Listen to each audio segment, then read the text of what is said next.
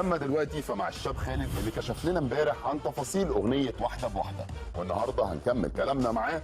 والبدايه كانت لما قلنا له انه مركز ابحاث سويسري اختاره في المرتبه السابعه في قائمه قاده الراي الاكثر تاثيرا في الفضاء الالكتروني العربي، ودي كانت ردة فعله. والله العظيم انا ديما نقولها، يعني فخور، و هذه تزيد فيك، يعني تزيد فيك باور. بس كل عمل تاعي عمري لو وريته الخير اللي عملته، عمري ولا وريته. حاول مرة يزعلوا علي، يقول لي خالد الناس تقول كلام خايب بعض الاحيان، انا ما نحبش. الدموع كانت التعليق الاهم على التصنيف اللي حصل عليه. ليش تزت الدمعة؟ راني فرحان بناتي غادي السما غادي يكونوا فخورين بابوهم.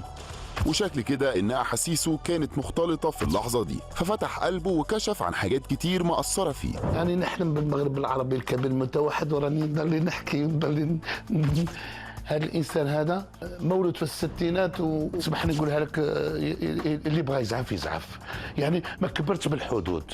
كي تشوف كاين شي حد يقول لك المغرب الاخر الجزائر، يقول لك الجزائر الاخر، ما عندناش حرب. وهنا قصد الشاب خالد كلام البعض اللي قال ان في دافع سياسي ورا قضيه سعد اللي مجرد في باريس. لا سامحني، لا سامحني، لا ما تدخلي في هذا الدخله. سعد المجرد مسكين شفته شباب خصو باش يعمل هذه العمله. الله غالب، هذه الغلطات تاع الشباب. احنا كما نقول بواحد المعنى نقولها الخلطه التعديه زعطوط ولدي. لكن ايه رايه في اللي حصل مع سعد؟ هو دارها بروحه، عمل مشكله في الامريكان هرب، عمل مشكله كذلك واحده اخرى والناس قالوا معليش، وهذه اللي عملها تاريخ كبيره، ضيع روحه. وردوده الصريحه كملت لما سالناه عن تصريحات نوال الزغبي اتجاهه. منه عالم انه اذا عملوا له حفله بالصين بيجوا الصينيه بيحضروها. خلينا معلش، خليها، سامحت لها. لا سمحت لها.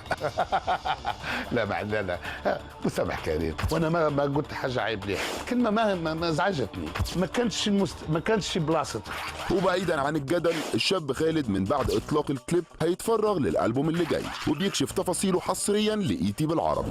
لا عندي 5 راني محتفظ بها. نروح تبعهم كلمه مؤلف. انا متبع السوق، كل سنه كاين السوق، كاين حاجه، كاين لاتينو، كاين ما تحصي، كاين R&B ما تحصي. بس الواضح ان السنه دي ستايل الاغاني هيكون من المغرب العربي. الان كما نقولوا حنايا كاين حاجه اللي مأثره عندي في العالم كله، الاغنيه تاع ريهانه اللي هي تشابه لمين؟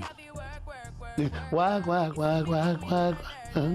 كي تسمعها عاملين خادتها، روح لمراكش المغرب قناوه تسمعها جدين جدين جدين جدين جدين جدين جدين جدين جدين جدين. هذه تاعي عندنا.